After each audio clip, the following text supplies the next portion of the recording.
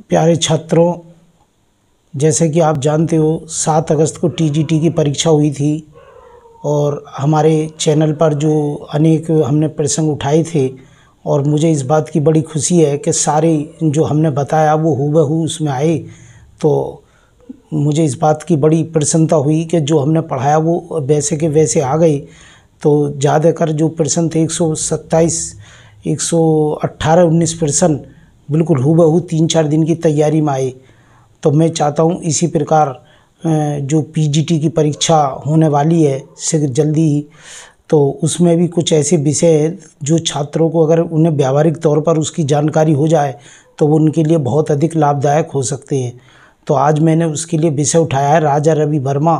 तो आज मैं आपको राजा रवि वर्मा के परिचय दूंगा। तो मैं आशा करता हूं कि आगे भी इसी प्रकार के जो टीजीटी, पीजीटी और नेट से संबंधित, कला से संबंधित प्रसंग हैं उन्हें मैं बताता रहूँगा। तो आपको समय समय पर जानकारी मिलती रहे। तो उसके लिए यह अति आवश्यक है कि हमारा जो चैनल है आप उसे सब्सक्राइब कर दें। उसका लाभ आपको ही मिलेगा क्योंकि आपको समय समय पर उसकी सारी जानकारी बीच बीच में होती रहेगी। देखिए, जानकारी 2 प्रकार की होती है, एक होती है सूचनात्मक, एक होती है विवरणात्मक। तो सूचनात्मक जानकारी तो आपको किताब में पूरी मिल ही रही है, उसमें सारी सूचना दी गई है। लेकिन जो मेरा उद्देश्य यह है कि आपको विषय के प्रति लगाव हो जाए और आप फिर पूरे तरीके से उसे तैयार करें ताकि भविष्य में आप उसे भूलें नहीं और बहुत अच्छी तरीके से आपकी तैयारी होती रहे। तो मैं आज रवि वर्मा के विषय में आपको बता रहा हूँ। आप जानते हैं रवि वर्मा का जन्म 29 अप्रैल 1848 में कलीमन्नूर, केरल में हुआ था। तो एक मंदिर की दीवार थी सफ़ेद, तो एक बहन थी उनकी जयमंगला, उससे मांगा कि भाई अपन कोयला ला कर दे। उसने एक कोयला ला कर दिया और उसने ला कर के मंदिर की दीवार पर एक बहुत सुंदर दौड़ता हुआ घोड़ा बना दिया और अपनी बहन से भी कहा कि ले तू भी घोड़ा मेरी तरह देख करके घोड़ा बना। तो बहन अभी कोयला हाथ में लिया था, इतने में मंदिर का सेवक आ गया और उसने देखा कि दीवार ख़राब कर दी है और वो दौड़ करके घर पे गया और शिकायत करी। तो उनके जो मामा थे राज वर्मा, वो भी एक चित्रकार थे, तरुण कौर के राजा के यहाँ वो भी एक चित्रकार थे। तो उन्होंने आकर के जब घोड़े को देखा तो वो आश्चर्यचकित रह गए कि भाई एक छोटा सा बच्चा इतना सुंदर घोड़ा उस कैसे बना सकता है। तो उन्होंने अपनी बहन उमाकांत जो रवि वर्मा की माता जी थी उनसे कहा कि तेरा बच्चा एक दिन बहुत बड़ा चित्रकार बनेगा, उसका नाम भारत में ही नहीं पूरी दुनिया में बड़े उससे लिया जाएगा। बस थोड़ी सी आवश्यकता यह है कि हमें उसके प्रति थोड़ा सा लगाव बढ़ाना पड़ेगा और थोड़ी सुविधा कला के प्रति इसको देनी पड़ेगी, तो ये अच्छा चित्रकार बन जाएगा। तो हालांकि उनके जो पिता थे नीलकांतन, वो अपने पुत्र को चित्रकार नहीं बनाना चाहते थे, वो अपने पुत्र को कुछ और कार्य करवाना चाहते थे क्योंकि वो जानते थे कि चित्रकार द्वारा अपने जीवन में कोई आर्थिक स्थिति मजबूत नहीं होती है। इतिहास गवाह है जितने भी चित्रकार दुनिया भर में हुए हैं उन पर 2-2 पैसे का भी अभाव रहा है और वो पैसे की तंगी से ही मरे हैं। बाद में हालांकि उनका नाम बहुत हो गया। आप कितने भी चित्रकारों को उठा लो और आप पीजीटी के पुराने चित्रकार जो यूरोप के चित्रकार हैं, इंडियन के चित्रकारों ने देखो कि सब पर आर्थिक स्थिति कमज़ोर रही है। तो उनका अपने पिता के प्रति जो पुत्र के प्रति जो प्रेम था वो नहीं चाहते थे। लेकिन राज वर्मा जो खुद चित्रकार थे उनके विशेष आग्रह पर और रवि वर्मा को थोड़ी कला की शिक्षा दी जाने लगी। जब 13 वर्ष की उनकी आयु हुई तो तरुण कौर के राजा के यहाँ से उनको बुलावा आया कि आप आ जाओ और अपने संग कोई लड़का भी ले आना जो अच्छी पेंटिंग वगैरह जानता हो। तो वो रवि वर्मा को ले गए। तो रवि वर्मा इस बात से बड़े खुश हुए कि अब मुझे कलीमन्नूर से तरुण कौर के महलों में जाने का मौका मिल रहा है और मुझे आर्ट सीखने का बहुत अच्छा अवसर मिलेगा। तो उन्होंने क्या किया, तो वो चले गए और वहाँ जाकर तरुण कौर के राजा ने उनका बड़ा अच्छा स्वागत करा और उन्होंने रवि वर्मा को देखकर बड़े खुश हुए और उन्होंने उसकी थोड़ी बहुत जो आर्ट वो लेके गए थे वो देखी। तो उन्होंने भी ये विश्वास किया कि भाई ये आगे चल के बहुत बड़ा चित्रकार बन जाएगा। तो उस समय उनके यहाँ एक राम स्वामी नायकर चित्रकार थे जो आर्ट वगैरह बनाते थे। और तो उससे कहा भाई इस लड़के को तुम कुछ आगे की आर्ट सिखाओ। तो जब उसने उस लड़के की आर्ट देखी रवि वर्मा की तो वो उनसे ईर्ष्या करने लगे। वो नहीं चाहते थे कि भाई मेरे अलावा कोई यहाँ पर और ऊंचा चित्रकार बने। वो हमेशा उनमें कोई ना कोई कमी निकालते रहते। लेकिन राजा जो बहुत विद्वान थे वो जानते थे कि ये चित्रकार जो है इनसे चिढ़ रहा है, तो क्योंकि उन्हें सिखाना नहीं चाहता, लेकिन वो फिर भी शांत रहे और रवि वर्मा धीरे धीरे उनसे रंग बनाना करना सीखते रहे। और उसके कुछ दिनों बाद उनके यहाँ थियोडोर जैक्सन आए, वो हॉलैंड के थे, तो उन्हें राजा के परिवार के पोर्ट्रेट बनाने थे। तो उन्होंने राजा ने कही कि भाई ये लड़का जो है रवि वर्मा, ये भी एक अच्छा आर्टिस्ट है, मैं चाहता हूँ तुम इसे आर्ट सिखाओ। थियोडोर जैक्सन बोले देखो जी, मैं किसी को आर्ट सिखाना नहीं जानता और ना मैं किसी को आर्ट सिखाऊंगा, ये मैं नहीं चाहता। तो बोले ये तुमसे कुछ नहीं कहेगा, बस तुम्हारे पीछे खड़ा हुआ देखता रहेगा। बोले नहीं जी, मेरा ध्यान भंग हो जाएगा, मैं इस तरीके से नहीं खड़ा होने दूंगा। एकदम राजा क्रोधित हो गए, खड़े हो गए, बोले भाई तुम अपना जा सकते हो वापस, अगर तुम इस बच्चे को आर्ट नहीं सिखा सकते। तो हार के फिर उसने सोचा भाई नुकसान ना हो, तो बोला अच्छा तो ये बाहर गेट के बाहर खड़े होकर के मेरी पेंटिंग वगैरह बनाते हुए देखता रहेगा। तो थियोडोर जैक्सन जब आर्ट बनाते तो रवि वर्मा कमरे के बाहर खड़े होकर के देखते रहते। तो उनका जो सबसे ज़्यादा ध्यान जाता था कलर बनाने में जाता था, क्योंकि थियोडोर जैक्सन जो पोर्ट्रेट बना रहे थे वो ऑयल कलर से बना रहे थे। और आपको एक प्रश्न आएगा कि भारत में तेल रंगों का मतलब ऑयल कलरों का प्रयोग सबसे पहले किसने करा, ये अक्सर आता है। तो पहला ऑयल कलर का जो प्रयोग करा रवि वर्मा ने, भारत में रवि वर्मा ने किया। तो रवि वर्मा ने उनसे कलर बनाने सीखे और धीरे धीरे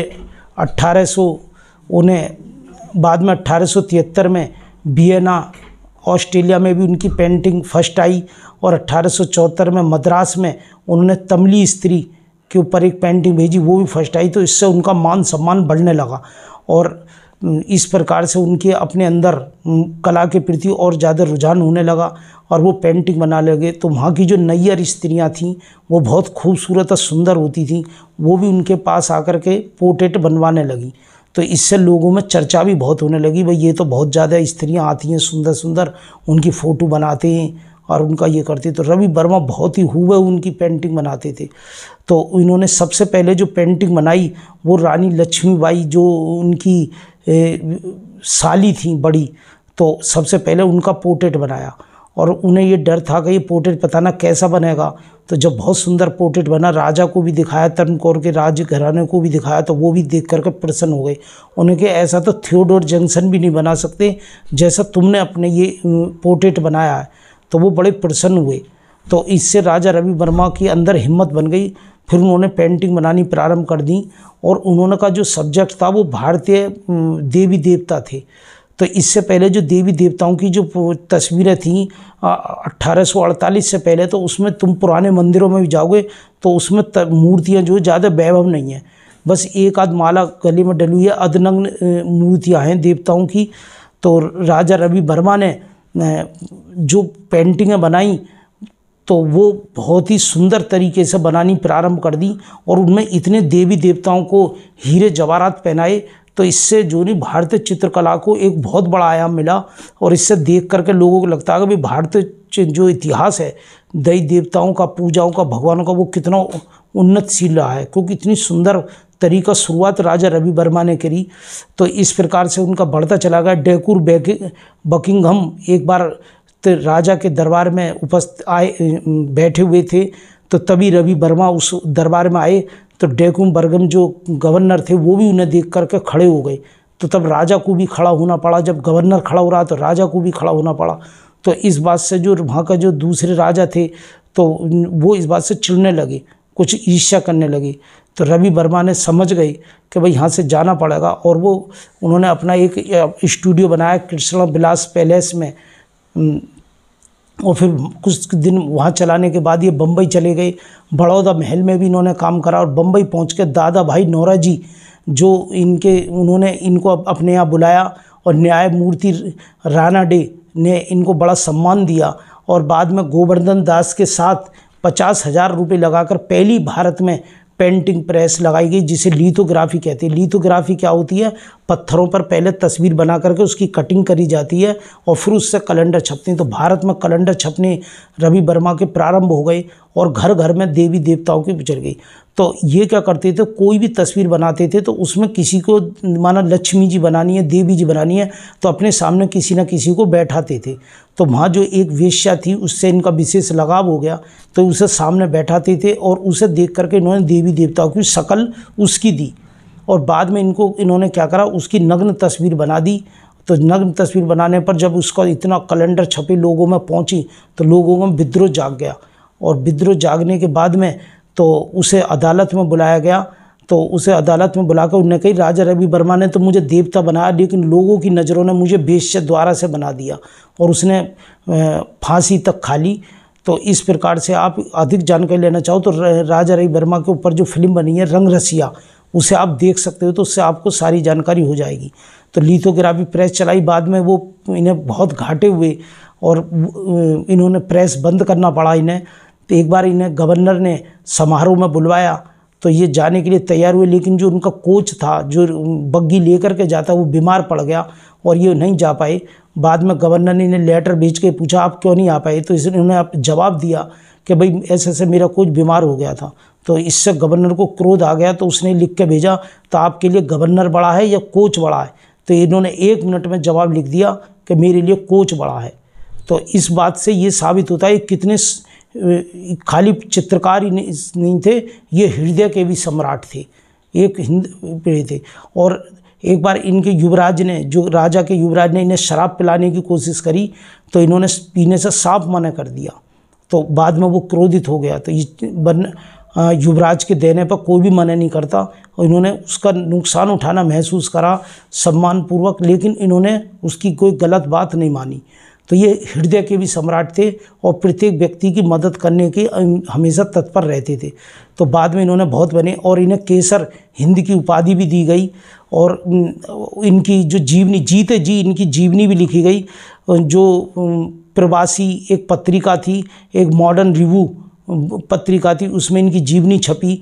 और पहली जीवनी Ravi Varma the Indian artist, जिसके लेखक थे रामानंद चटर्जी ने इनकी जीवनी लिखी थी। तो उन पे भी इन्होंने जीवनी लिखी और ये चित्र बनाने लगे। और इनके चित्र इतने लाजवाब और सुंदर थे कि जब ये हूबहू चित्र बनाते थे, ये क्या सोचते थे, जैसे लक्ष्मी कोई लड़की पार्क में आके बैठी है और बीना बजा रही है, तो वो घास के मैदान नीचे है, तो वो जिस तरीके से आई है तो घास पे भी इनके पैर पड़े होंगे, तो वहाँ घास को दबाते थे। सूर्य की रोशनी किधर से पड़ रही है तो उस रोशनी को दर्शाना, अगर हवा का दृश्य दिखाया तो उनके बाल उड़ रहे हैं तो उनके बालों के दृश्य को दिखाना। और स्त्रियों के प्रति जो नैयर जाति की, जो वहाँ की ऊंचे घरानों की जो महिलाएं थी, उनके लिए भी बड़े प्रिय, हालांकि सामले थे, लेकिन बहुत लोग इन्हें, वो स्त्रियाँ भी इन्हें बहुत ज़्यादा पसंद करती थी। और इस प्रकार से इन्होंने अपनी आर्ट को पूरे भारत में ही नहीं, पूरे विश्व में अपनी आर्ट को ऊंचा बना दिया, और भारत की आर्ट का इतिहास इन्होंने रच दिया, और एक मॉडर्न आर्ट इन्होंने यहाँ से शुरुआत करी। और इस प्रकार इनका जो जन्म 29 अप्रैल 1848 को कलीमन्नूर में हुआ, और 2 अक्टूबर 1906 को इनका देहांत हो गया। 56 वर्ष की आयु में ये परलोक सिधार गए। तो राजा रवि वर्मा एक सम्राट चित्रकार भारत के माने जाएंगे। तो इनके विषय में मैंने आपको बताया कि जो बहुत ही उम्दा किस्म की इनकी अपनी जीवन चरित्र, तो आप इसका अध्ययन कीजिए, पढ़िए, और आगे भी आपको समय समय पर कुछ ऐसे सब्जेक्ट उठाए जाएंगे जिसको मैं आपको सूचनात्मक सूचना नहीं दूंगा, केवल उसका व्यावहारिकता से ला करके आपको जोड़ने का प्रयास करूंगा, ताकि आपको उनके प्रति लगाव हो जाए। अब आप ये समझ गए हो कि राजा रवि वर्मा बचपन में इनका नाम कोचू था और इनकी बहन थी जयमंगला।